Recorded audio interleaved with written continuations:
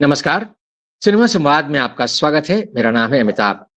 सत्य हिंदी पर सिनेमा से जुड़ी अपनी साप्ताहिक पेशकश में हम हर हफ्ते बात करते हैं सिनेमा के तमाम पहलुओं के बारे में, क्योंकि हमारा मानना है कि सिनेमा सिर्फ मनोरंजन की चीज नहीं है। सिनेमा समाज से संवाद का सबसे सीधा और सबसे सशक्त माध्यम है और समाज की सोच को गहराई तक प्रभावित करने की क्षमता रखता है। इसलिए सिनेमा के बारे में लगातार सिलसिलेवार गंभीरता से बातचीत होती रहनी चाहिए। आज 2025 का आखिरी रविवार है और 2025 में ये सिनेमा संवाद की अंतिम कड़ी है। सिनेमा संवाद 2026 में भी जारी रहेगा, लेकिन 2025 की ये आखिरी सिनेमा संवाद की बातचीत है और इस बातचीत में हम एक तरह से इस साल का लेखा-जोखा भी आप कह सकते हैं, आपके सामने रखेंगे, आपसे साझा करेंगे और क्या चीज़ें इस साल हावी रहीं, किन वजहों से इस साल सिनेमा चर्चा में रहा, कौन-कौन सी फ़िल्में थी जिन्होंने किन्हीं वजहों से सुर्खियाँ बटोरी। बहुत से ऐसे नामचीन लोग थे जो सिनेमा की हस्तियाँ जो इस साल हमसे बिछड़ गए, धर्मेंद्र, कामिनी कौशल, असरानी, रतीश शाह जैसे लोग, मनोज कुमार जैसे लोग इस साल हमारे बीच से गुज़र गए, चल बसे हिंदी सिनेमा की दिग्गज हस्तियाँ। तो उनकी एक याद भी है और इस साल बहुत सारी फ़िल्मों ने बॉक्स ऑफिस पर कुछ नए तरह के कारनामे करके दिखाए हैं। धुरंधर जो कि अभी कुछ दिन पहले ही रिलीज़ हुई है, उसने बॉक्स ऑफिस पर कामयाबी का एक नया रिकॉर्ड बना दिया है। 21 दिनों के सफ़र में ही वो 1000 करोड़ के कमाई के आंकड़े से पार चली गई है। तो ये अपने आप में एक नई तरह की उपलब्धि है। व जो मनोरंजन का सिनेमा जिसको हम कहते हैं, मेन स्ट्रीम बॉलीवुड मसाला सिनेमा, तो इसके साथ-साथ बहुत सारी ऐसी अच्छी फ़िल्में भी आई हैं जो जिनको हम स्मॉल सिनेमा, छोटे बजट की फ़िल्में कहते हैं और क्षेत्रीय सिनेमा ने भी इस साल बहुत अपनी अलग तरीके की उपस्थिति दर्ज कराई है। रजनीकांत की कुली से लेकर के कंटारा, चैप्टर 1 तमाम सारी ऐसी फ़िल्में हैं जिनका हिंदी वर्ग के दर्शकों ने भी काफ़ी आनंद लिया है और उसकी कमाई जो है इस वजह से काफ़ी अच्छी हुई है। तो ये साल कैसा रहा है कुल मिलाकर के इसी पर बात करेंगे और इसकी प्रवृत्तियाँ कैसी रही हैं? क्या ख़ास बात रही है इस साल में? इन पर हम चर्चा करेंगे और चर्चा करने के लिए हमारे साथ कुछ ख़ास विद्वान मौजूद हैं जिनसे मैं आपका आज परिचय करा देता हूँ।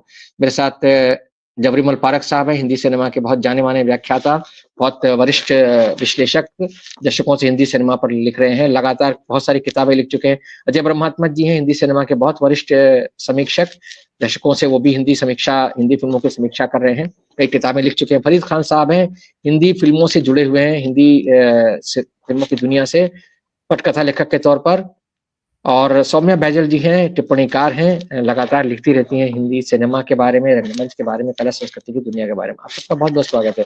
सौम्या जी, बातचीत की शुरुआत आज मैं आपसे ही करना चाहता हूँ। जी। धुरंधर का जैसे मैंने ज़िक्र किया कि उसकी कामयाबी की कहानी से अखबारों के पन्ने, पत्रिकाओं के पन्ने रंगे पड़े हैं, तमाम जगह जी। चर्चा हो रही है। धुरंधर ने 1000 करोड़ का आंकड़ा जो है क्रॉस कर लिया है। क्या कहेंगी सिनेमा के इस चेहरे के बारे में जो एक तरह से कहा जाए कि राष्ट्रवाद का चेहरा है, एक तरह से कहा जाए कि हिंसक राष्ट्रवाद का चेहरा है। जी। एक बहुत अलग तरह की फ़िल्म है, लेकिन दर्शकों को बहुत पसंद आ रही है। तो दर्शकों की पसंद धुरंधर जैसी फ़िल्म बन रही है।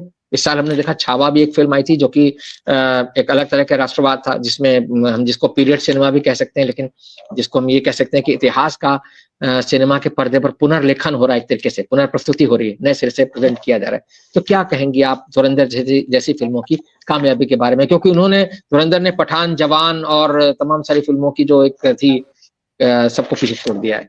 जी।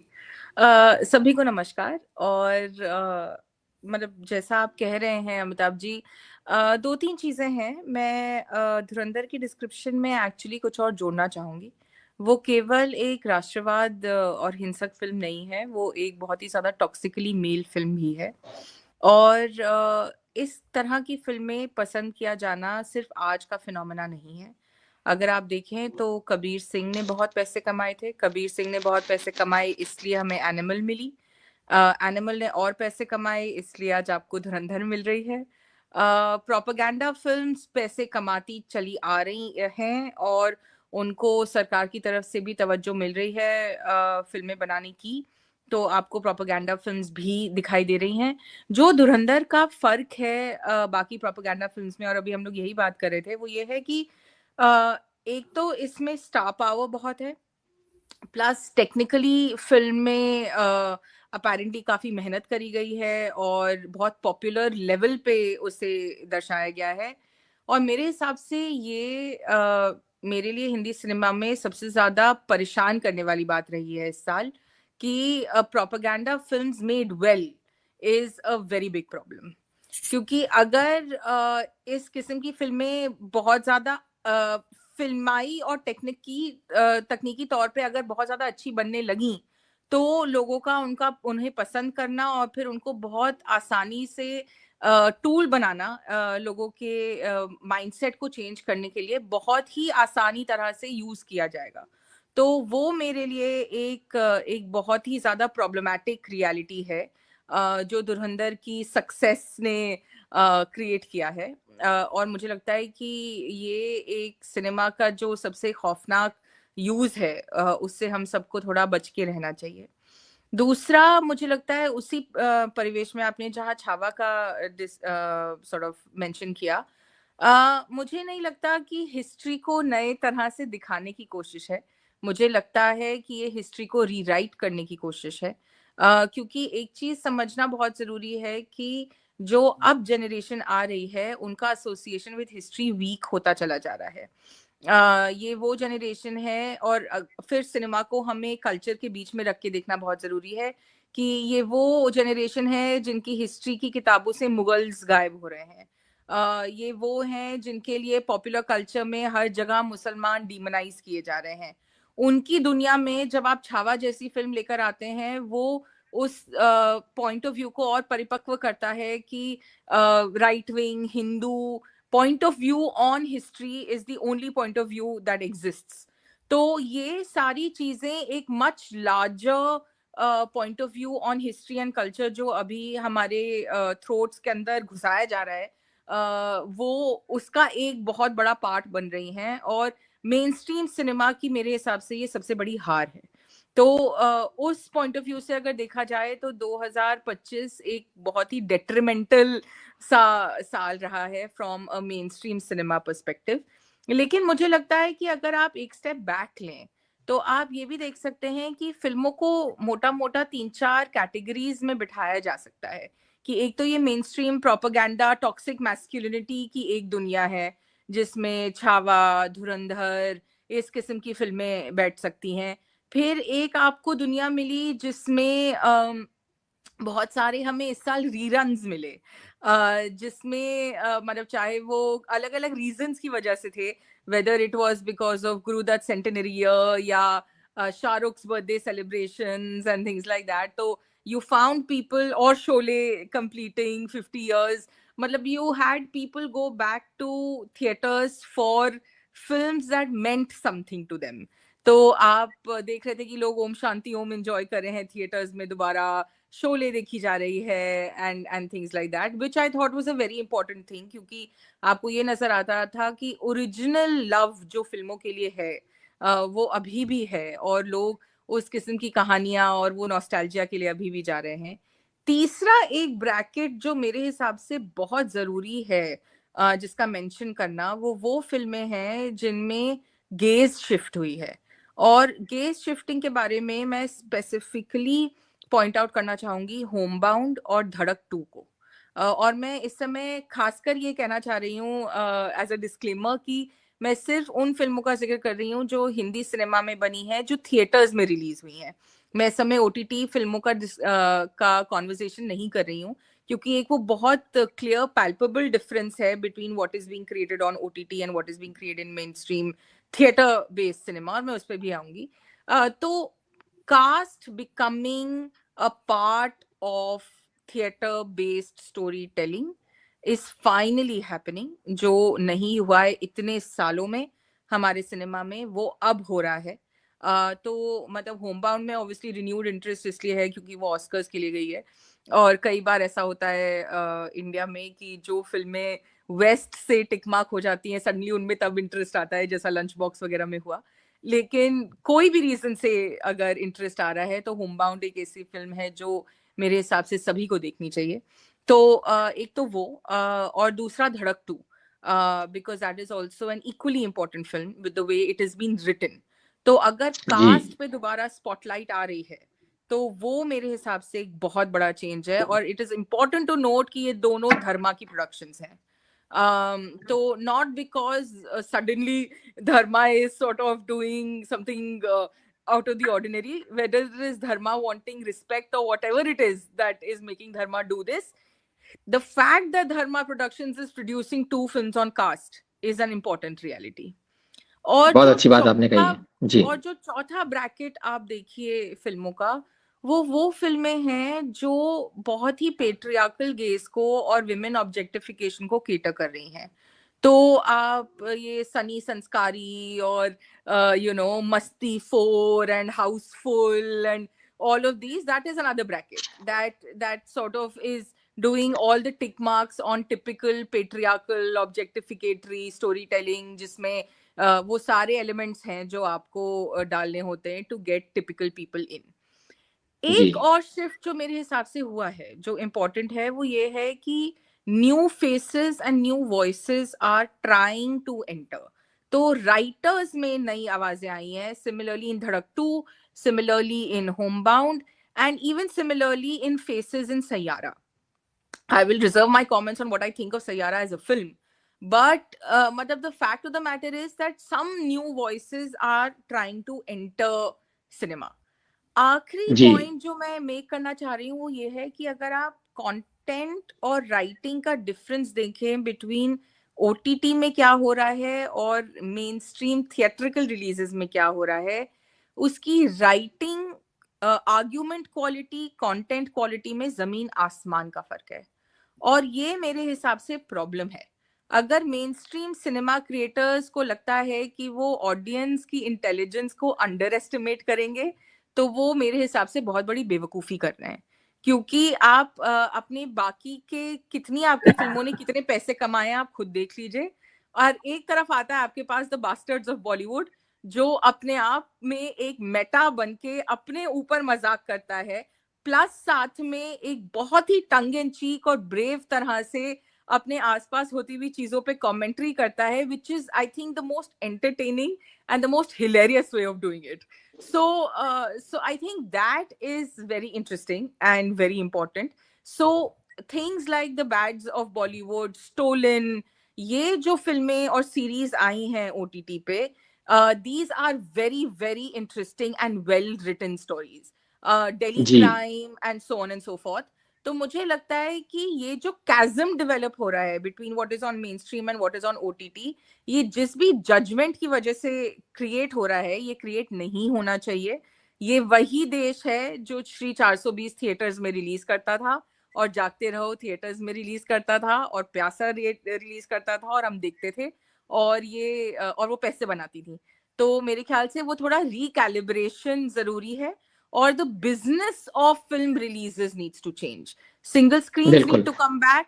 Films need to reach where they were supposed to reach. So मेरी opening remarks. जी बहुत विस्तार से आपने एक तरीके से साल भर का पूरा खाका खींच दिया. उस बहुत सारी आपने जो कैटेगरीज बना दी हैं उन्हीं पर हम आगे अपने बाकी पैनलिस्टों से बातचीत करेंगे. मैं फरीद साहब आपके पास आता हूँ. सौम्या जी ने जो बात अपनी टिप्पणी में कही है वो इस लिहाज से बहुत महत्वपूर्ण है कि उन्होंने एक तो पॉपुलर सिनेमा जो कर रहा है यानी कमाई जो जिस तरह से धुरंधर हो रही है, जैसा कि हम अपने इस कार्यक्रम में बता रहे हैं, जो नीचे हमने ग्राफिक्स बनाए हैं उनके जरिए कि 30 से ज्यादा फिल्में इस साल ऐसी रही जिन्होंने 100 करोड़ से ज्यादा की कमाई की है. यानी 100 करोड़ मिनिमम जिसको हम बोल सकते हैं, जो 100 करोड़ क्लब जिसको कहा जाने लगा है आजकल, तो उसमें 30 से ज्यादा फिल्में शामिल हैं. उसमें ऑफ कोर्स कुछ ऐसी फिल्में भी हैं जो विदेशी हैं, हॉलीवुड की हैं, लेकिन वो हिंदी में डब होकर के आई हैं.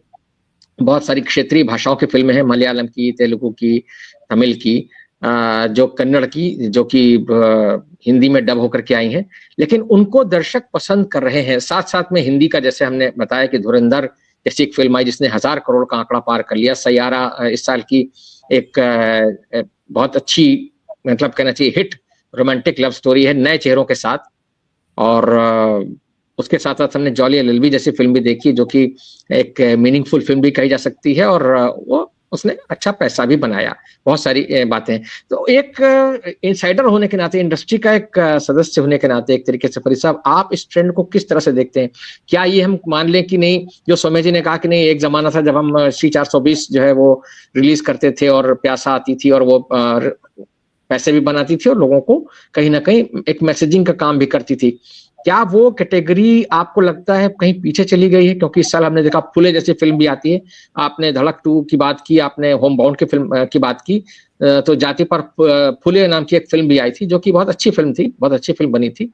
तो ऐसी फिल्में आ रही हैं और दर्शक एक वर्ग है जो कि उनको पसंद भी कर रहा है, भले ही वो 100 करोड़ की कमाई वाली ना हो। धड़क 2 तो चलिए, धड़क 2 और होम बाउंड के बारे में कहा कि भाई एक ही फिल्म जो प्रोडक्शन हाउस है, कंपनी है, धर्मा प्रोडक्शन, जो कि करण जौहर की कंपनी है, और वो उसको बना रहे हैं।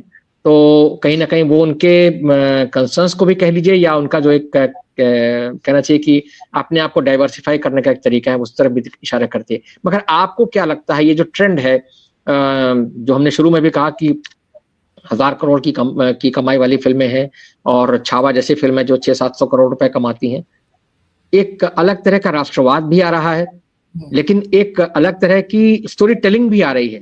क्या कहेंगे उसके बारे में आप? जी, सबको नमस्कार। देखिए, ये बात तो सच है कि ये इस साल मुझे लगता है कि प्रोपेगेंडा फिल्मों का बाजार बहुत गर्म रहा है और काफी प्रोपेगेंडा फिल्में बनी हैं। ये अलग बात है कि ज्यादातर फ्लॉप हुई है, उसमें से एक ही अभी तक ऐसी है, धुरंधर, जो हार्डकोर प्रोपेगेंडा होने के बाद भी हिट हुई है और 1000 करोड़ का उसने पार किया है। और जाहिर सी बात है, अब प्रोपेगेंडा बनाने वाले भी थोड़ा मेच्योर हो रहे हैं, उनके अंदर टेक्निकल सेंसिबिलिटी पैदा हो रही है। जैसे ग्रिफिथ की फिल्मों में आप देख सकते हैं, the birth of a nation, वो टेक्निकली या सिनेमा के इतिहास में इम्पोर्टेंट रोल अदा करता रहा है। तो धुरंधर कहीं ना कहीं उस लेवल पर तो नहीं है, लेकिन वो उस कड़ी की हिंदी में शायद पहली फिल्म तो होगी ही होगी। और इसमें लेकिन इन जनरल प्रोपेगेंडा फिल्में फ्लॉप रही हैं इस साल, इसलिए ये नहीं कह सकते कि इस साल प्रोपेगेंडा फिल्मों का काफी अच्छा रहा है, बल्कि कई ऐसी फिल्में भी हुई जिसमें उनका पूरा का पूरा मामला जो है वो उलट जाता है। जैसे एक फिल्म आई इमरजेंसी को सीधे सीधे कांग्रेस के अगेंस्ट तो बनाया गया, लेकिन जब उसमें बुलडोजर का सीन चला और उसमें गरीबों की बस्तियों पे बुलडोजर चला तो वो बैकफायर हो गया। आप ये कह सकते हैं कि धुरंधर इस मामले में ज्यादा शार्प है, वो इमरजेंसी जैसी गलतियां नहीं कर रहा है। ये जाहिर सी बात है, मतलब ये सबके लिए एक तरह से सचेत होने का वक्त है। लेकिन इसी के समानांतर मैं देखता हूं कि कई ऐसी फिल्में जो निश्चित रूप से उतना बॉक्स ऑफिस पर तो उसने कमाई नहीं की, लेकिन वो फिल्म बनी और एक छोटे से सर्कल में उसकी सराहना भी हुई। जैसे आप देख सकते हैं, इन गलियों में एक फिल्म है, इन गलियों में वो एक हम कह सकते हैं कि ये प्रोपेगेंडा फिल्मों को काउंटर करने वाली प्रोपेगेंडा फिल्म है, एक सेकुलर प्रोपेगेंडा फिल्म है।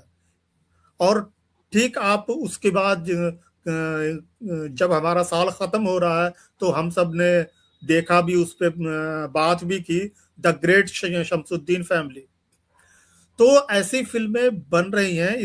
उसी के साथ जैसे आपने जिक्र किया जॉली LLB 3, तो वो एक सेंसिबल फिल्म है, पॉपुलर फिल्म है और वो हिट भी हुई है। सैयारा हिट हुई है, भले ही उसमें एक पुरुषवादी अप्रोच है, ये बात सच है। उसका हीरो भी कबीर खान जैसा दिखता जरूर है, पर लव स्टोरी है उसमें।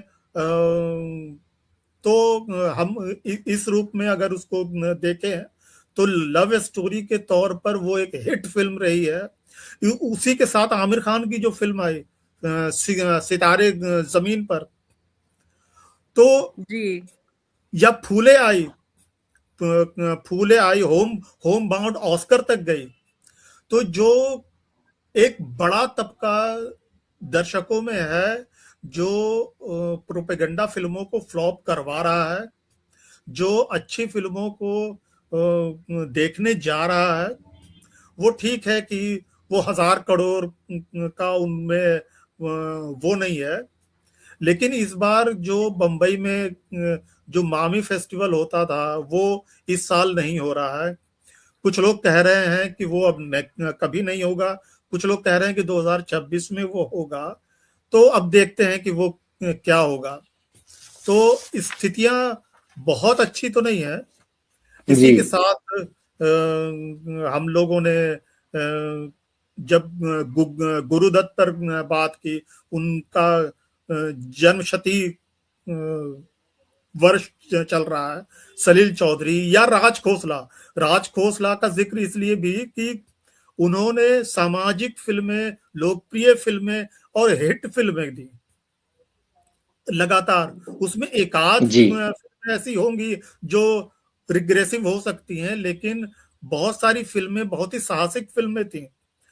पर अब 100 साल के बाद जब हम बात करते हैं उनकी, तो हम देखते हैं कि गुरुदत्त के कैलिबर का कोई फिल्म मेकर या बिमल राय के कैलिबर का कोई फिल्म मेकर हमको पॉपुलर मेन स्ट्रीम सिनेमा में नहीं मिलता है।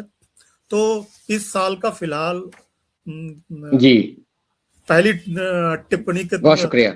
जी जी जी, जी। आपने बात की, गुरुदत्त की बात की, आपने राज खोसला का जिक्र किया, आपने सलील चौधरी का जिक्र किया। हमने इस साल ऋत्विक घटक पर भी बात की है। ऋत्विक घटक का जन्म शताब्दी वर्ष हुआ है और हमने उनके सिनेमा की क्या इम्पोर्टेंस है आज के दौर में और क्यों आज के दर्शक को ऋत्विक घटक की फिल्में देखनी चाहिए, इस पर भी बात की। अजय ब्रह्मात्मक जी, मैं आपके पास आता हूँ। हमारे दो साथियों ने जिस तरह की टिप्पणियां की हैं उनमें जो एक फर्क नजर आ रहा है कि एक पॉपुलर सिनेमा जो है उसका बहुत अच्छा सिनेमा होना जरूरी नहीं है। जरूरी नहीं कि लोग जिस चीज को देखने के लिए टूटे पड़ रहे हो सिनेमा घरों में वो कोई बहुत अच्छी श्रेष्ठ फिल्म हो। धुरंधर के बारे में लोग इसी तरह की बातें कर रहे हैं और यहाँ पर सौम्या जी और फरीद साहब दोनों ने उसको ये कहा कि भाई ठीक है, वो पैसा जरूर कमा रहे लेकिन है वो एक हार्डकोर प्रोपेगेंडा फिल्म। तो आपकी क्या राय है? क्योंकि ये बहस जो है ये तो बहुत सनातन है एक तरीके से कि जो हमेशा बहुत कमाई करने वाली फिल्में हैं वो बहुत अच्छी फिल्में हो, ये जरूरी नहीं है। और ये बहस सत्यजीत रे और मृणाल सेन के सिनेमा के बरक्स जब हम मनमोहन देसाई और प्रकाश मेहरा का सिनेमा देखते थे तब से चली आ रही है। उसके पहले के फिल्मकारों के बारे में जैसा कि अभी हम बात कर रहे थे, फरीद साहब ने जिक्र किया, विमल राय वगैरह फिल्में बनाते थे, या प्यासा और श्री 420 का जिक्र किया सौम्या जी ने, तो फिल्में मीनिंगफुल भी होती थी और उनमें लोग मनोरंजन भी उनको मिलता था भरपूर। और वो एक तरीके का एक बहुत अच्छा समन्वय वाला सिनेमा था जो कि गोल्डन पीरियड कहलाता है सिनेमा का। लेकिन अब वो चीज नहीं है। क्या कहेंगे आप? ये बहस जो है ये क्या और तीखी हुई है या इस बहस के कोई मायने हैं भी आज की तारीख में या नहीं? क्योंकि दर्शक जो देखने जा रहा है अंततः अगर उसको मिल रहा है तो ठीक है, जॉली एलएलबी भी आ रही है और धुरंधर भी आ रही है, छावा भी आ रही है और धड़क 2 भी आ रही है और सैयारा भी आ रही है। तो सबके लिए हर तरह का मसाला मौजूद है, हर तरह का माल उपलब्ध है मार्केट में। आपको जो अच्छा लगे उसको देखिए और अप्रिशिएट कीजिए। क्या कहेंगे आप? जी नमस्कार आप सभी को। मेरी सोच थोड़ी अलग है और मैं जो हिट होती हैं 1,000 करोड़ करती हैं या 100 करोड़ करती हैं, मैं उन आंकड़ों पर नहीं जाता और मैं उस हिसाब से फिल्मों को देख नहीं पाता हूँ। ये ज्यादा बिजनेस कर रही है तो ज्यादा अच्छी फिल्म होगी। और रही बात 100 करोड़ की, तो भारत की सबसे पहली 100 करोड़ की फिल्म डिस्को डांसर थी, मिथुन चक्रवर्ती की, और जो 82 में थी, 1982 में। और जो कायदे से 100 करोड़ क्लब बनता है वो गजनी से बनता है, जो शायद 2007 या 2008 में आई थी। और उसके बाद से अब तो हम 2025 पे पहुंच गया, अब 1,000 करोड़ क्लब में जा रहे हैं। 2,000 करोड़ का भी बिजनेस कर चुकी है हिंदी फिल्में, जो आमिर खान की फिल्म थी चाइना जा करके। तो इन आंकड़ों में बन अगर गए। आप घुसेंगे तो फिर कहीं और फंस जाएंगे। हाँ, मेरा अपना मानना है कि इस साल 2025 में मैंने जो अपनी पसंद की 10 फिल्में चुनी है, मैं उनके नाम लिख के ले आया हूं ताकि कोई छूटे नहीं। और अच्छी बात है कि ये फिल्में हम उनके डायरेक्टर के नाम से याद कर पा रहे हैं। हम उनके कलाकारों के नाम से, उनमें कोई चमकते सितारे नहीं है, लेकिन ये सारी फिल्में हमने देखी हैं, पसंद की हैं और ये फिल्में चली हैं। मैं यहाँ प्रसंग बस एक बात कह देता हूँ सिर्फ कि बहुत पहले श्याम बाबू से एक बार मेरी बात हो रही थी, श्याम बेनेगल से, और मैंने कहा कि आपकी फिल्में तो चलती नहीं है। तो उन्होंने कहा कि बिल्कुल गलत कह रहे हो, मेरी फिल्में खूब चलती हैं और 100% चलती हैं। तो चौंका मैं उनके जवाब से और मैंने पूछा कैसे। तो उन्होंने कहा कि देखो, मैं जब फिल्में बना रहा हूँ तो मेरी फिल्मों का एक खास दर्शक है। जैसे कि रॉकेट साइंस पर अगर कोई फिल्म बन रही है तो उसको रॉकेट साइंस जानने वाले दर्शक ही देखने जाएंगे, उसे आम दर्शक नहीं देखने जाएगा। अब देखना यह है कि रॉकेट साइंस जानने वाले दर्शकों में से कितने लोग गए उस फिल्म को देखने के लिए। अगर वो 100% चले गए तो मेरी फिल्म 100% हिट है। तो फिल्मों को देखने, जांचने, परखने का तरीका हमको बदलना पड़ेगा। भीड़ जहां पहुंच गई है, जरूरी नहीं है कि वह बेहतर हो। बहुमत जिसको मिल गया है, जरूरी नहीं कि वो अच्छा शासक हो। हाँ, इस बात से जब हम निकल जाएंगे तब हम ज्यादा बेहतर बात कर सकेंगे। इसलिए मैं बिल्कुल दरकिनार कर रहा हूँ जी, धुरंधर अपनी को, पसंद की 10 फिल्में छावा बताइए। को। जी। हाँ, तो मैं अपनी पसंद की 10 फिल्में बताता हूँ हाँ। आपको। हाँ, इनमें है सबसे पहले तो होम बाउंड है। होम बाउंड जिसके निर्देशक नीरज खेवन है। नीरज खेवन के बारे में, होम बाउंड के बारे में हमने बहुत सारी बातें कर दी हैं।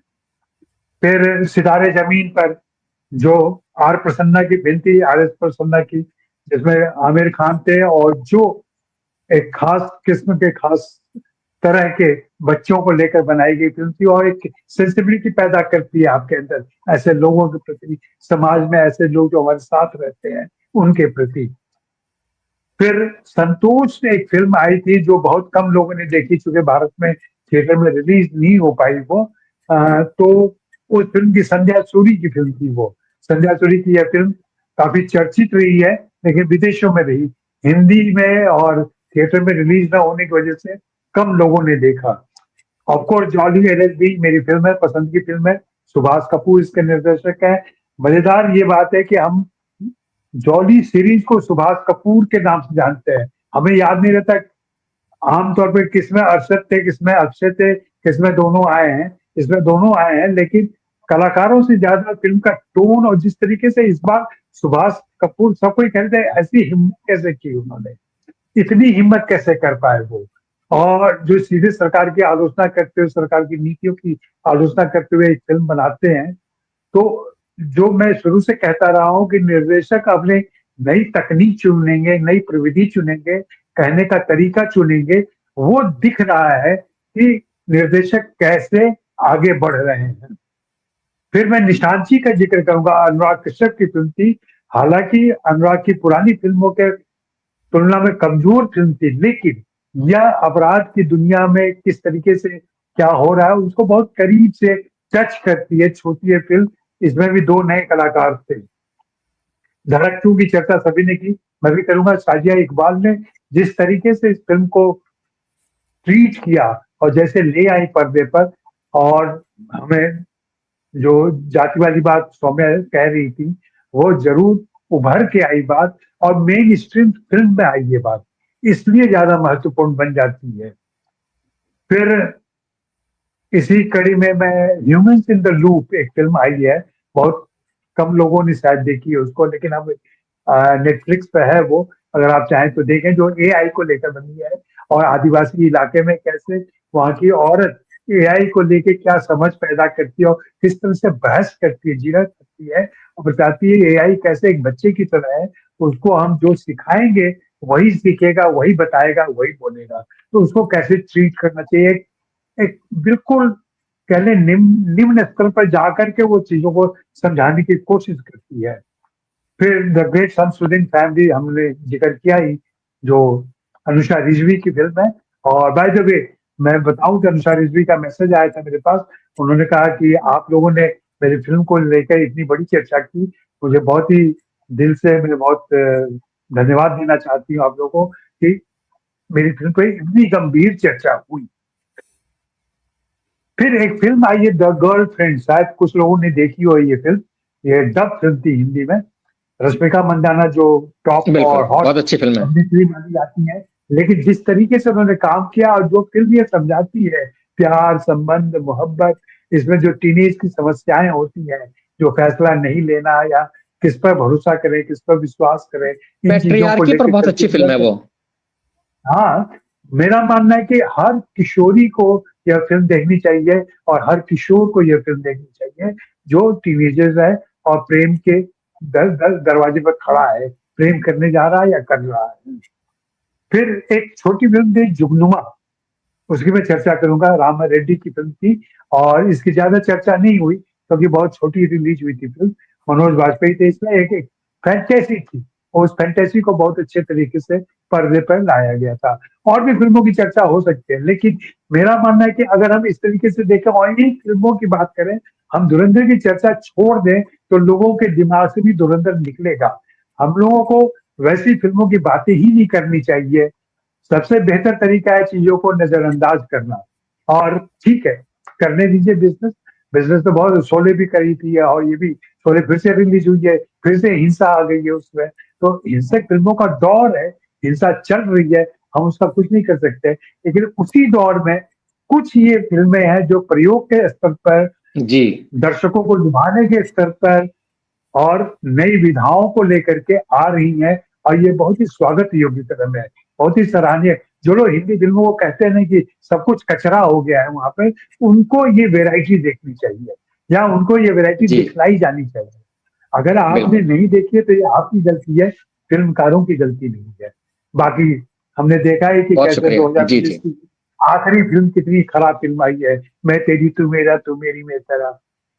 जी जी, बहुत धन्यवाद। आपने अपनी टिप्पणी में जो बात कही है, मैं जबरीमल पारेख साहब के पास जब जाऊंगा उनसे बात, उनकी टिप्पणी लेने की, तो ये बात जरूर हम उस पर चाहेंगे उनकी क्या राय है। जो आपने कहा कि ऐसी फिल्मों को नजरअंदाज करना चाहिए, ऐसी फिल्मों के बारे में हमें बातचीत ही नहीं करनी चाहिए।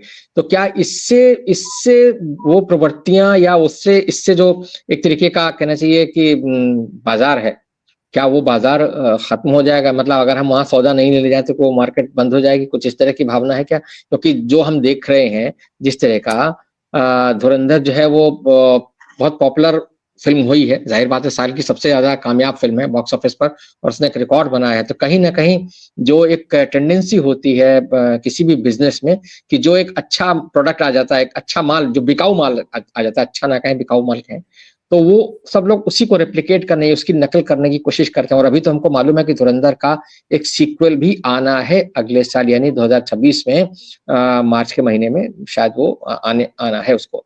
तो वो सिलसिला तो थमने वाला नहीं है।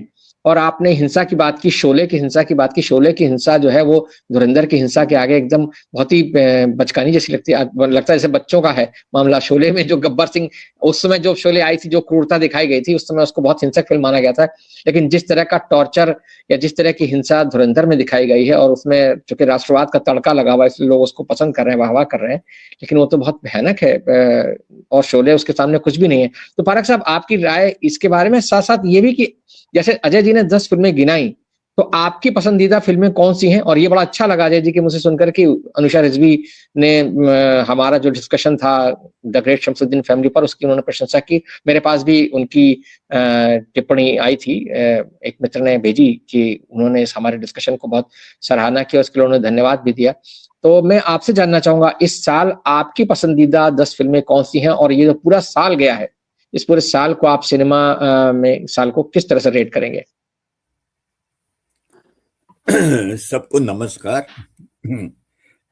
मुझे अगर अजय पहले बता देते कि भाई 10 फिल्मों की एक सूची भेजनी है, वहां रखेंगे, तो आप भी अपनी बना लीजिए, तो मैं बनाता। अब मैं यहाँ तो नहीं, आप अपने कोई 10 की जरूरत नहीं है। आपकी जो पसंदीदा फिल्में हो उनके बारे में बताइए। कोई सूची बनाने की बात अगर होती तो वो मैं स्वयं पहले ही कह देता, लेकिन ये अजय जी ने अच्छा किया, मुझे लगा ये कि एक ठीक मजाक की बात है जो बात मैं कहना चाहता हूँ। अजय की दूसरी बात जिससे थोड़ी असहमति है मेरा अपना विचार है कि जो फिल्में बहुत पॉपुलर हो जाती है, अगर वो प्रोपेगेंडा भी है तो हमें उसकी जरूर चर्चा करनी चाहिए। इसलिए चर्चा करनी चाहिए कि अगर हम चुप रहेंगे तो दुनिया चुप नहीं रहेगी। वे जो ऐसी फिल्मों के पक्ष में लिख रहे हैं, ऐसी फिल्मों के बारे में बातें कर रहे हैं, जिनकी राय से प्रभावित होकर लोग फिल्म देखने जा रहे हैं, वे तो अपना काम करेंगे ही। लेकिन अगर हम एक अपने दृष्टिकोण से, जो हम समझते हैं कि ये दृष्टिकोण बहुत जरूरी है, लोगों तक पहुंचना, चाहे बहुत सीमित लोगों तक पहुंचे, तो हमें जरूर उसे रखना चाहिए, उसकी चर्चा करनी चाहिए। क्योंकि हमारे चर्चा न करने से 500 रुपए भी कम नहीं होने के उनके बॉक्स ऑफिस में। वो तो 1000 करोड़ अगर कमा रहे हैं तो कमा ही रहे हैं। हमने तो अभी देखी भी नहीं है, मैंने तो देखी भी नहीं है, उसके बावजूद बहरहाल। लेकिन मैं इसका एक उदाहरण देना चाहता हूँ। शोले फिल्म, जिसको 50 साल हो गए हैं रिलीज हुए, और जिसका बड़े धूमधाम से 50 साल मनाया भी गया। जिस समय वो फिल्म रिलीज हुई थी, बॉक्स ऑफिस पर जबरदस्त सफल हुई थी। लेकिन मैंने शोले पर जो लिखा, उसमें मैंने यही लिखा कि यह एक फासिस्ट फिल्म है, और ये एक ऐसी फासिस्ट फिल्म है जिसके बहुत दूरगामी परिणाम निकलेंगे।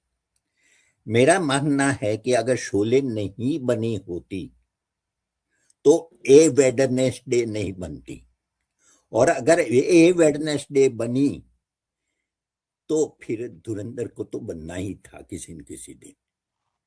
ये एक सिलसिला है। ये इसलिए सिलसिला है कि ये पॉपुलैरिटी का सिलसिला नहीं है, ये वैचारिकता का सिलसिला है। ये वैचारिकता सिर्फ फिल्मों में मजबूत नहीं हो रही है। जब आप शोले में ये बताते हैं कि कानून आपकी कोई मदद नहीं करेगा, आपको अपनी मदद खुद करनी पड़ेगी, और आप 2 भाड़े के जो है गुंडों को खरीद कर और अपने शत्रु की हत्या कराने की कोशिश करते हैं, तो ए वेडनेसडे में क्या हुआ? ए वेडनेसडे में वो जो हत्या करने वाला नसीरुद्दीन शाह का रोल है, आम आदमी, वो मुसलमानों को मारता है। और धुरंधर तक आते आते हम कहाँ पहुंच गए हैं? इसके बीच में कितनी फिल्में बनी हैं। इसलिए मेरा विचार यह है कि हम चाहे कितने भी अकेले हों, हमारी आवाज कितनी भी धीमी क्यों ना हो, लेकिन हमें आवाज उठानी चाहिए। या आवाज इसलिए नहीं उठानी चाहिए कि ये फिल्मों में आवाज है, ये इसलिए उठानी चाहिए कि उसके पीछे एक खास तरह की फासिस्ट राजनीति की ताकत लगी हुई है, और ये मेरे ख्याल में महत्वपूर्ण है। इसलिए मैं समझता हूँ कि जहां भी मौका लगे वहां पर इस तरह की फिल्में, खासतौर पर जो दक्षिणपंथी फासिस्ट ताकतों के लिए प्रोपेगेंडा करने वाली फिल्में हैं, उसके विरोध में हमें लगातार लिखना चाहिए। हाँ, ये केवल एक काम है, ये पूरा काम नहीं है। काम ये भी है कि हम उन फिल्मों की चर्चा भी करें जो इनको काउंटर करती है, और वो जो काउंटर करती है वो हो सकता है कि बहुत लोगों तक न पहुंचे, हो सकता है कि उसके दर्शक कम हो। लेकिन अजय की ही बात मैं कहूं, जो श्याम बेनेगल ने उन्हें कहा कि ठीक है कि हमारी दर्शक कम हो, लेकिन हमें पसंद करने वाले तो हम ही देखेंगे ना। तो मेरे ख्याल में कि एक Shamshuddin, the great family of Shamshuddin, या जो भी नाम है, मैं कंफ्यूज हो रहा हूँ, और इन गलियों में, या द ग्रेट शमशुद्दीन फैमिली जी, या धड़क 2, होम बाउंड, जोली एलएलबी 3 के साथ तो एक बड़ा संयोग हुआ है। मुझे पता नहीं कि यह कैसे हुआ, लेकिन जोली एलएलबी 3 राजस्थान के जिस इलाके में वहां पर फैक्ट्री लगाने का विरोध किया जाता है, जहां किसानों की जमीन ले ली जाती है, वहां ठीक उसके आसपास की जगहों पर ही एक जबरदस्त आंदोलन चल रहा है एथेनॉल की फैक्ट्री लगाए जाने के को लेकर हनुमानगढ़ में, जो पंजाब के बॉर्डर पर है, और किसान उसमें बहुत जबरदस्त ढंग से आंदोलन कर रहे हैं। और उसके साथ अगला कदम उठ गया है अरावली पर्वत को।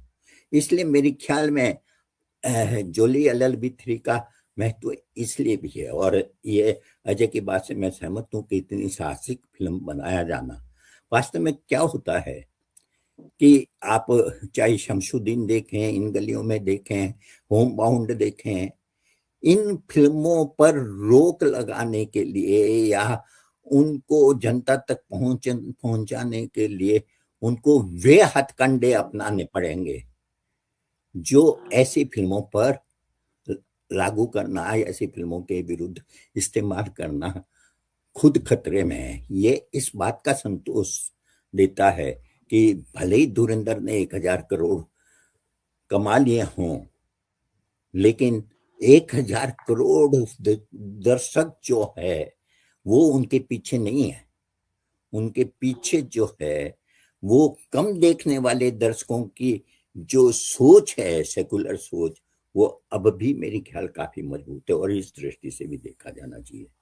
फिर भी मेरा अपना विचार है कि मैंने जो सूची बनाई थी फिल्मों की अलग अलग कैटेगरी में, तो मैंने देखा कि प्रोपेगेंडा फिल्में काफी बनी, लेकिन प्रोपेगेंडा फिल्मों से ज्यादा बनी है अच्छी फिल्में, वे फिल्में जिसे देखा जाना चाहिए। प्रोपेगेंडा फिल्में तो कुल मिला के 2 फिल्में कामयाब हुई, धुरंधर और छावा, लेकिन Emergency, Kesari Chapter 2, Udaipur Files, The Bengal Files, Taj Story, ये सब फिल्में बहुत ही बुरी तरह से नाकामयाब हुई। वैसे नहीं, केसरी 2 ने 100 करोड़ से ऊपर कमाए हैं, मैं आपकी जानकारी चलिए मतलब चलिए जी ठीक है लेकिन ये सब फिल्में जो है कामयाब हुई या ना हुई, ये सब मैं पहले भी कह चुका हूं कि ये उनके प्रचार के लिए काम आने वाली फिल्में हैं और वे उसका प्रचार करेंगे। उनके प्रचार के निशाने पर कुछ खास चीजें हैं और उसमें अब धीरे धीरे एक पैटर्न भी दिखने लगा है।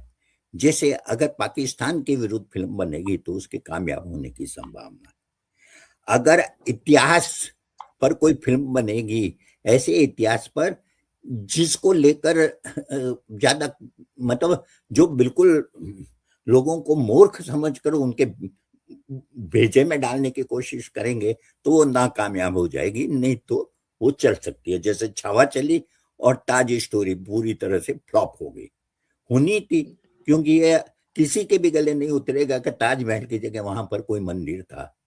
ये तो एक ऐसा प्रोपेगेंडा है जो प्रोपेगेंडा करने वाले भी शायद विश्वास न करते हो। तो इस तरह से यह है, लेकिन अच्छी फिल्मों की सूची है, उसमें कुछ कम अच्छी होगी, कुछ ज्यादा अच्छी होगी। सैयारा है, सितारे जमीन पर है, इन गलियों में है, फूले है, धड़क 2 है, जोली LLB है, निशानची है, होम बाउंड है, दी ग्रेट शमशुद्दीन फैमिली है। इनमें से 6 फिल्में वही हैं जो अजय ने गिनाई है, और जो 4 फिल्में अजय ने और इसमें जोड़ी वो मैंने देख नहीं पाया। अगर देख पाता तो शायद 10 की 10 सूची में वही मेरी भी वही होती जो है। इन गलियों में को मैं जरूर जोड़ना चाहता हूँ, अजय ने क्यों नहीं जोड़ी, अजय जाने। नहीं जोड़ा है उन्होंने जोड़ा है, इन गलियों में का जिक्र किया उन्होंने। नहीं, 10 की सूची में नहीं है, वापस पूछिए उनसे। नहीं। तो बहरहाल वो मुझे पसंद है और बहुत जरूरी फिल्म है, वो बहुत जरूरी फिल्म है। ठीक है, तो ये इस तरह से अगर देखें तो बहुत निराशाजनक स्थिति नहीं है 2025 की। दूसरी चीज है 2025 के संदर्भ में जिसकी चर्चा आप सब लोगों ने किसी न किसी रूप में की। चर्चा सिर्फ इन फिल्मों की नहीं हुई है, चर्चा सिर्फ शोले की नहीं हुई है, चर्चा गुरुदत्त की भी हुई है, चर्चा सलील चौधरी की भी हुई है, चर्चा ऋत्विक घटक की भी हुई, अखबारों में हुई है, फिल्में देखी गई है इनकी। तो कुल मिला के 2025 का जो पूरा परिदृश्य बनता है वो परिदृश्य मेरे ख्याल में महत्वपूर्ण है। और सबसे बड़ी बात है कि ये जैसे दी ग्रेट शमशुद्दीन फैमिली, या होम बाउंड जैसी फिल्मों का चर्चित होना, होम बाउंड का ऑस्कर के लिए जाना और इस तरह की फिल्मों के बनने का साहस, अजय की मैं इस बात से पूरी तरह सहमत हूँ कि शुरू के 3-4 साल के या 4-5 साल के धक्के के बाद अब बम्बई के फिल्मकार या हिंदी के फिल्मकार जो है वो अपना नया मुहावरा ढूंढने की कोशिश में कई कदम चल चुके हैं और मुझे लगता है कि वो एक बहुत ही सुखद खबर है। 2025 की सबसे बड़ी उपलब्धि में इसे ही मानता हूँ। जी, बहुत अच्छी आपने बात कही है कि जो ऐसी आवाजें हैं वो अभी भले ही बहुत डोमिनेंट ना हो, लेकिन दरअसल वो अपना काम कर रहे हैं ऐसे फिल्मकार जो कि दरअसल प्रोपेगेंडा फिल्मों का एक तरीके से कहना चाहिए काउंटर पॉइंट पेश कर रहे हैं। तो ये अपने आप में एक बहुत सुखद परिस्थिति है और जाहिर बात है। सौम्या जी, आपके पास आता हूँ मैं, एक सवाल जो कि हमारी बातचीत से मुझे निकल कर आता दिख रहा है, मेरे मन में सवाल आया कि क्या हम सिनेमा से हम किस तरह की उम्मीद करते हैं, क्योंकि हमें अच्छा लगता है जैसे सिनेमा को हम कोई सोशल चेंज का इंस्ट्रूमेंट बनाना चाहते हैं। हम लोग सब लोग बातचीत करते हैं, जाहिर बात है हम ख्याल लोग हैं, हमारे विचार काफी हद तक एक दूसरे से मिलते जुलते हैं, जो भी सिनेमा संस्कृति के मोर्चे हैं।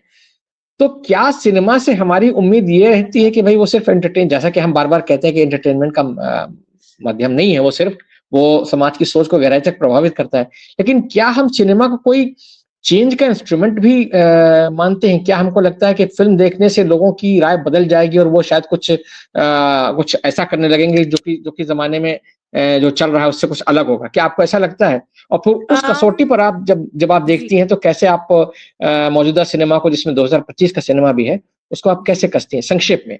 मैं 2 चीजें कहना चाहती हूँ एक्चुअली। एक आपके सवाल का जवाब और एक दूसरी पॉइंट जो मैं ऐड करना चाह रही थी। तो जो आप प्रश्न पूछ रहे हैं अमिताभ जी, मुझे लगता है कि सिनेमा का जो रोल है सोसाइटी में, वो हम डिसाइड करने वाले कोई नहीं होते हैं और मुझे लगता है कि वो ऑलरेडी एक ऐसा रोल प्ले करता है जिसमें वो लोगों को इम्पैक्ट करता है कि उनका बिहेवियर चेंज हो। हमारा ये कहना कि वो इम्पैक्ट नहीं करता या उसको इम्पैक्ट करना चाहिए या वो सोशल चेंज का इंस्ट्रूमेंट है, वो गलत होगा, क्योंकि मुझे नहीं लगता कि हम उसे सोशल चेंज का इंस्ट्रूमेंट बना रहे हैं। हैविंग सेड दैट, वो सिनेमा इतना इम्पैक्ट तो करता ही है कि लोगों की सोच पे इम्पैक्ट हो, वरना प्रोपेगेंडा फिल्म्स नहीं बन रही होती। और लेट्स फेस इट, मतलब प्रोपेगेंडा फिल्म्स का भी एक इम्पैक्ट है और मतलब बैक इन द 1950s जो नेहरूवियन एरा का प्रोजेक्ट था और उसमें जो फिल्में बन रही थी और फिर नेशनलिज्म का जो प्रोजेक्ट था और जो मनोज कुमार की फिल्में बन रही थी, उनका भी एक इम्पैक्ट था। तो सिनेमा का इम्पैक्ट होता है on the minds of people watching, में कोई दोहराई नहीं है। Now it is up to us as filmmakers and as tertiary people associated with film कि हम क्या किस किस्म का इम्पैक्ट चाहते हैं। हम सोसाइटी को प्रोग्रेसिव तरफ लेके जाना चाहते हैं या नहीं, और वो किसका प्रोग्रेसिव मतलब नजरिया है, किसके लिए, वो सारे सवाल आते हैं फिर। तो मेरे हिसाब से मुझे नहीं लगता कि cinema should be looked at as an instrument for social change. However it should definitely be looked at as something that shows you an idealistic society. जिस तरह के आप सोसाइटी बनना चाहते हैं वो बन सकती है और वो रूप एग्जिस्ट कर सकता है, वो आपको दिखा सकता है। द आइडियलिस्टिक वे जो आपका फ्यूचर हो सकता है, वो रियलिटी आपको दिखा सकता है सिनेमा। जो आपको श्री 420 में फॉर एग्जाम्पल गवर्नमेंट को क्रिटिसाइज करते हुए एक सपना दिखा सकता था, या in Pyaasa you had the ability to criticise the disaster of a Nehru dream, for example. तो these are various ways of doing the same thing. मैं वो दोनों एग्जांपल्स इसलिए दे रही हूँ क्योंकि हम सब ने उन फिल्मों की चर्चा करी है। जो मैं एक दूसरी बात इससे अनरिलेटेड कहना चाह रही थी, मैंने पारक साहब और अजय जी दोनों की बात ध्यान से सुनी कि हम थोड़े पॉजिटिव उसमें जा रहे हैं डायरेक्शन में। मैं भी ये पूरी तरह मानना चाहती हूँ और होम बाउंड और धड़क 2 ने मुझे भी ये फीलिंग दी थी। लेकिन एक फ्लिप साइड भी है, जो ये है कि ऐसी फिल्में बनी क्योंकि इनके पीछे करण जौहर और धर्मा प्रोडक्शंस जैसे हाथ थे। हमारी एक रियलिटी ये भी है कि सेंसरशिप एक बहुत बड़ा टूल बन रहा है टू स्टाइफल फ्री स्पीच। हमारे पास पंजाब 95 जैसी फिल्में हैं जो स्ट्रगल कर रही हैं बनने के लिए। मुझे नहीं लगता अगर होमबाउंड धर्मा की प्रोडक्शन नहीं होती तो मेरा गट कहता है कि वो शायद आज की दुनिया में रिलीज नहीं हो पाती। मुझे नहीं लगता आज की दुनिया में हैदर बन सकती है, मुझे नहीं लगता आज की दुनिया में पीके बन के रिलीज हो सकती है। तो मेरे हिसाब से ये जो बाकी फिल्में हैं, जैसे एक बहुत प्यारी फिल्म आई थी कुछ साल पहले, अब तो सब भगवान भरोसे, छोटी फिल्म थी, जो जी आपका the rise of the right को ध्यान से देखती है बच्चे की नजर से। अब मुझे लगता है कि इन फिल्मों को बचाने का और उस फ्री स्पीच और फ्री थॉट को जो काउंटर करता है प्रोपेगेंडा फिल्म्स, उनको स्क्रीन तक लाने का क्या तरीका है, और उसमें व्यूअर्स का और हम लोग जो फ्री स्पीच और सेक्युलरिटी के पक्ष में हैं, हम क्या कर रहे हैं कि ऐसी फिल्में आ पाए। दिबाकर बैनर्जी की फिल्म कैन्स में पड़ी हुई है, नहीं रिलीज हो पा रही है। तो इन सारी चीजों के बारे में मुझे लगता है इन स्पेसेस में चर्चा बहुत जरूरी है। एंड हम लोगों को भी शायद फिल्म मेकर्स के साथ और ज्यादा काम करने की जरूरत है कि हम समझ पाए कि हमारा रोल क्या हो सकता है कि ये फिल्में और ज्यादा लोगों तक पहुंचे। तो जी मेरे हिसाब से ये सारी चीजें भी जरूरी हैं, क्योंकि 2025 ने हमें ये भी दिखाया है कि censorship is sort of coming down very harshly on people who are trying to have a conversation against the prevalent ruler of the day। and मैं बहुत ध्यान से ruler of the day कह रही हूँ, governance of the day नहीं कह रही हूँ। तो that was another point I wanted to make। बिल्कुल, बहुत धन्यवाद। फरीद साहब, आपके पास आता हूँ। जो बात सौम्या जी ने कही है कि हमें ये भी देखने की जरूरत है कि जो लोग इस तरह की फिल्मों को बढ़ावा दे रहे हैं, जो अच्छी फिल्में जिनको हम कहते हैं, जिनको हम सार्थक सिनेमा मानते हैं, जो आज की चर्चा में हमारी उभर कर आई हैं, या जो हम पूरे साल चर्चा करते रहे हैं, या लगातार सिनेमा संवाद में हम जिस तरह की फिल्मों के बारे में बताते रहे हैं दर्शकों को, चाहे वो पुरानी फिल्में हों चाहे वो नई फिल्में हों, वो जो एक सिनेमा है उसको प्रोत्साहित करने का क्या तरीका हो सकता है। और इंडस्ट्री के भीतर से अगर होम बाउंड और धड़क 2 जैसी फिल्में करण जौहर जैसे निर्माता की तरफ से आती हैं, जो कि अभी तक मूल रूप से मसाला सिनेमा के लिए, मनोरंजक सिनेमा के लिए ही जाने जाते रहे, चाहे कुछ कुछ होता है फिल्में बनाई हुई, या उन्होंने कभी खुशी कम जैसी फिल्में बनाई हैं। तो जब ऐसी फिल्में आती हैं तो कहीं ना कहीं क्या हमको ये लगता है कि नहीं, सिनेमा जो है उसका चरण कुछ बदल रहा है, या सिर्फ ये है कि नहीं ठीक है, हमने एक टेस्ट कर लिया, और जैसे करण जौहर का बयान आया था कि भाई होम बाउंड जो है उसने पैसा वैसा तो कुछ कमाया नहीं, तो पैसा कमाने के मोर्चे पर उनकी मायूसी थी, लेकिन अब चूंकि वो आखिरी 15 फिल्मों में पहुंच गई है, तो वो जो एक सुख है कलात्मक पहचान का और प्रतिष्ठा का, कि आपकी फिल्म जो है वो दुनिया की सबसे अच्छी 15 फिल्मों में शामिल की गई है, तो कहीं ना कहीं एक निर्माता के तौर पर आपका जो कलात्मक पक्ष है, या जो कहना चाहिए कि प्रेस्टीज उसके साथ जुड़ जाती है ना, तो वो प्रेरित करता है लोगों को। क्या कहेंगे आप? जी, असल में क्या है कि जो अभी प्रोपेगेंडा फिल्में बन रही हैं उसके पीछे तो सरकारी तंत्र भी लगा हुआ है, उसको एक मजबूती वहां से मिल रही है। जैसे सेंसर में वो फिल्म आसानी से पास हो सकती है, उसको फिनांसर अच्छे से मिल सकते हैं, फौरन मिल सकते हैं, उसको स्क्रीन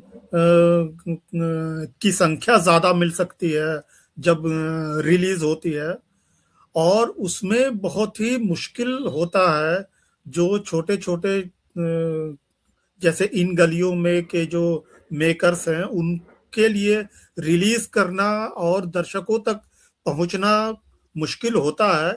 इसीलिए करण जौहर जैसे लोग जब आते हैं तो हम ये नहीं कह सकते कि ये केवल इसलिए कि वो मतलब कुछ अलग तरह का, बल्कि उन ये मानना चाहिए कि उनका भी एक टेस्ट ये है, वो भी ऐसी फिल्में वक्त के साथ बदल रहे हैं, भले ही उसमें वो रिस्क थोड़ा कम ले रहे हैं, लेकिन वो भी ठहर ठहर के, चूंकि अल्टीमेटली वो बिजनेसमैन तो हैं ही, उनको मुनाफा तो चाहिए ही चाहिए, लेकिन इसके बावजूद वो अपने दायरे को थोड़ा लिबरल करके बढ़ा रहे हैं। और होम बाउंड जैसी फिल्में या नेटफ्लिक्स ने शमसुद्दीन फैमिली जैसी फिल्में बनाई हैं, या एक इसी बीच में एक फिल्म जिसका जिक्र रह गया था पिछली बार, वो है हक, जो शाहबानों के केस पर बिल्कुल बनी है। वो एक पॉपुलर सिनेमा के फ्रेम में आई है फिल्म। जी जी बिल्कुल सही कहा आपने। और बिल्कुल, और वो इसलिए मेरे लिए अहम फिल्म है कि शमसुद्दीन फैमिली जैसी फिल्में तो बन जाती हैं, लेकिन जो कम्युनिटी के अंदर की जो विसंगतियां हैं, जो उसके अंदर का जो विमर्श है, उस पर अमूमन नहीं बनती है फिल्में। और ये फिल्म बनी, उसके मेकर का क्या इंटेंशन था मुझे पता नहीं, पर ये एक जरूरी फिल्म थी जो बननी ही चाहिए थी। तो बिल्कुल इस तरह की छोटी छोटी चीजें हो रही हैं। हाँ, इनको करण जौहर या आमिर खान का सपोर्ट होता है तो ये फिल्में आसानी से पहुंच जाती हैं। इसलिए हम ये मानकर चलते हैं कि उनका भी इसमें इंटरेस्ट है। वो ऐसा नहीं बिल्कुल है कि वो केवल उनकी फैक्ट्री है, उसमें से एक अलग सा उन्होंने कुछ बना दिया मार्केट के लिए। ऐसा नहीं है, उनका अपना भी इंटरेस्ट रहता है। जी बिल्कुल, आपने बहुत अच्छी बात कही, बहुत अच्छी बात कही आपने कि निर्माता के तौर पर करण जौहर जैसे जो कि पॉपुलर सिनेमा के बनाने वाले हैं, उनका भी इंटरेस्ट रहता है कि कहीं ना कहीं वो एक अच्छे सिनेमा, यानी जिसको हम सार्थक सिनेमा कहते हैं, जिसको हम एक पर्पसफुल सिनेमा कहते हैं, या लोगों के सामने मतलब जो एक असली। हाँ, जी जी मतलब ये है कि अगर वो नहीं भी बनाते तो कोई उनसे पूछने नहीं जा रहा है कि आपने बिल्कुल ऐसी सही फिल्म बात है, बनाई क्यों क्यों नहीं नहीं। बनाई। हाँ, बिल्कुल बिल्कुल तो सही वो कहा आपने। बना रहे हैं, वो उनका अपना इंटरेस्ट है। जी बिल्कुल, वो अपना इंटरेस्ट है। जैसा कि मैंने कहा कि कहीं न कहीं एक प्रेस्टीज का जो मसला होता है, कहीं न कहीं आपको लगता है कि आप एक अच्छे काम से जुड़ जाएँ, एक अच्छे सिनेमा से जुड़ जाएँ, ताकि आपकी ख्याति जो है वो एक अच्छे निर्माता या निर्देशक के तौर पर भी हो, जिसने कि उद्देश्यपूर्ण सिनेमा बनाया है। तो कहीं न कहीं ये प्रयास रहता है, और होम बाउंड की जो यात्रा है, जहाँ तक अभी तक वो पहुँची है, वो अपने आप में निश्चित तौर पर हम सभी लोगों के लिए बहुत एक सुखद समाचार है कि वो जिस तरीके से आखिरी 15 फ़िल्मों में अपनी जगह बना पाई है। और हम ज़रूर चाहेंगे कि वो आखिर तक पहुँचे और कहीं न कहीं भारत के लिए एक ऑस्कर जीत कर लाए, क्योंकि वो अगर ऐसी फ़िल्में ऑस्कर में पहुँचती हैं और ऑस्कर में कहीं न कहीं अपना एक अच्छा प्रदर्शन दिखाती हैं और कुछ हासिल करती हैं, कुछ सम्मान अंतर्राष्ट्रीय स्तर पर, तो उससे जो अच्छे सिनेमा बनाने वाले लोग हैं, उनका हौसला बढ़ता है, और उनको पीछे से बढ़ावा देने वाली जो एक पूरी एक कहना चाहिए एक पूरा तंत्र है, जैसे कि करण जौहर जैसे निर्माता है, या इवन सरकार के स्तर पर जो तंत्र है,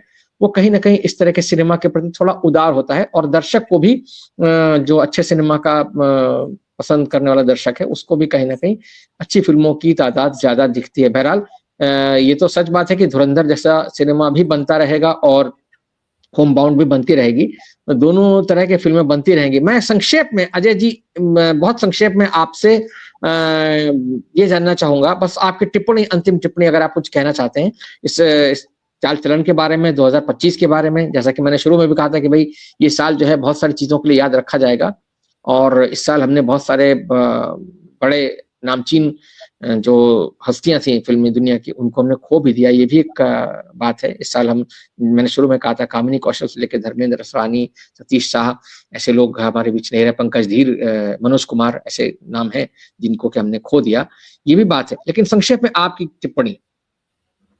नहीं, मेरी कोई टिप्पणी नहीं है, आपने अच्छे से समाप्त कर दिया। मैं पारक साहब को सुनना चाहूंगा, बहुत शुक्रिया, क्योंकि बहुत सेकंड शुक्रिया पारक साहब, आपकी कोई बराबर अंतिम मौका टिप्पणी? सबको मिलना चाहिए। जी, जी, बिल्कुल, बिल्कुल, बिल्कुल, बहुत शुक्रिया। मैं इस सिर्फ एक बात कहना चाहता हूँ कि मैं इस बात से कुछ हद तक एग्री हूँ जो सौम्या बेजल ने कहा, नहीं इन्होंने फरीद खान साहब ने कहा, फरीद खान साहब ने कहा कि अगर धर्मा प्रोडक्शन कुछ अच्छी फिल्में बनाती है, 10 पॉपुलर फिल्में बनाती है और एक बीच में ये बनाती है, तो कहीं ना कहीं उस तरह की फिल्म बनाने का उनका झुकाव होता है या उनकी इच्छा होती है कि कुछ ऐसा, क्योंकि वास्तव में दरअसल क्या है कि फिल्म, पॉपुलर फिल्म बनाना और पॉपुलर फिल्म बनाकर बहुत पैसा कमाना, ये तो एक लगातार चलते रहने वाला काम है जो व्यवसाय है तो करेगा ही, लेकिन अगर वो कुछ ऐसी फिल्में बनाते हैं जिससे कि सिनेमा के इतिहास में जिनकी चर्चा हो, आप ये देखेंगे कि ये जो पॉपुलर फिल्में 500 और 1000 करोड़ कमाने वाली है, ये कुल मिला के हाशिए पर रहती है इतिहास में। उनकी सिर्फ इससे चर्चा होती है कि फिल्में खूब चली, लेकिन मुगले आजम या मदर इंडिया जैसी ज्यादा चलने वाली फिल्में जो बहुत ही उद्देश्यपूर्ण भी हो, ऐसी फिल्में तो आजकल बनती नहीं है। बनेगी तो ऐसी फिल्में बनेगी जो बहुत नहीं चलेगी, लेकिन जो अपनी एक जगह बनाती है, और वो जगह बनाती है वैसी फिल्मों से जुड़ने में थोड़ा भी अगर समझदार प्रोड्यूसर है तो वो जरूर उसके वो बनाना चाहेगा। लेकिन एक और बात है जो ज्यादा मुझे महत्वपूर्ण लगती है कि आदित्य चोपड़ा हो या ये सब लोग ऐसे परिवारों से आए हुए हैं, फिल्म बनाने वालों के, जो जिनकी परंपरा सेक्युलर परंपरा रही है, जिन्होंने हमेशा सेक्युलर फिल्में बनाई है।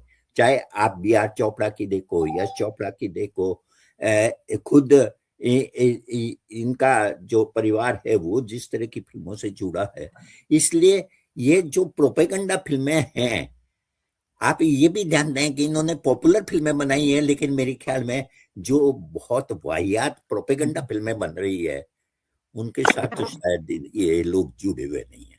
ये ऐसी फिल्में तो बना सकते हैं जो खूब पैसा कमाए, लेकिन वो उनके हाथ का टूल बनने को शायद तैयार नहीं हो रहे।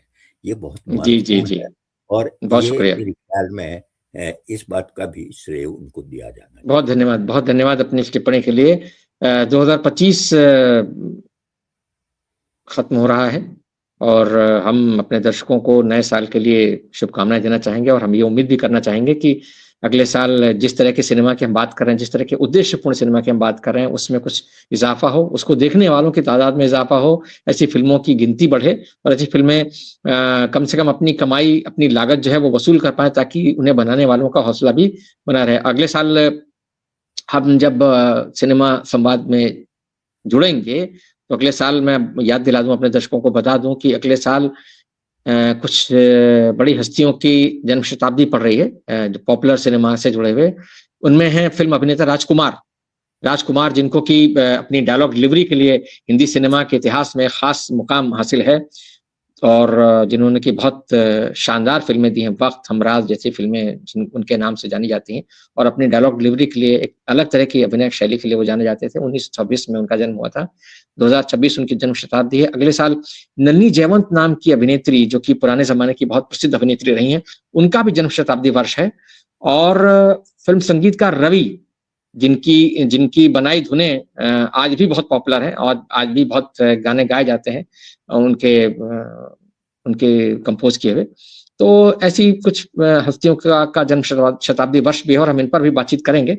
और जैसा कि हमारा रहता है सिनेमा संवाद में एक प्रयास कि हम अच्छे सिनेमा की ओर लगातार दर्शकों को प्रेरित कर सकें और उनको अच्छे सिनेमा के बारे में लगातार जानकारियां दे सकें, ताकि उनका जो सिनेमा को समझने का एक सिलसिला है वो थोड़ा और बेहतर हो, सिनेमा को लेकर उनकी समझ है और बेहतर हो। बहरहाल इस बातचीत के लिए आप सबका बहुत बहुत धन्यवाद। दर्शकों का भी बहुत शुक्रिया कि उन्होंने बहुत सब्र के साथ इसको देखा सुना। हम फिर नए साल में यानी 2026 में किसी नए विषय के साथ जुड़ेंगे। तब तक के लिए बहुत बहुत धन्यवाद। नमस्कार।